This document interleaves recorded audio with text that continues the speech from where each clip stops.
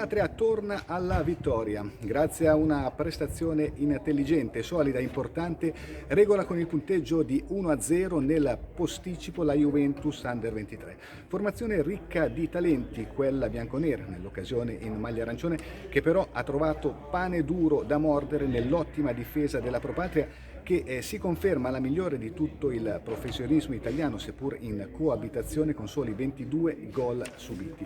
La partita è stata sbloccata all'inizio, dopo 7 minuti da un gol di Lattelat che ha infilato Nocchi da posizione defilata dopo un bel pallone recuperato da Nicco, tra i migliori in campo, ma sono stati in molti a giocare bene nelle file dei Tigrotti, compreso il giovanissimo Ferri, classe 2002, schierato a sorpresa titolare e in campo per un'ora.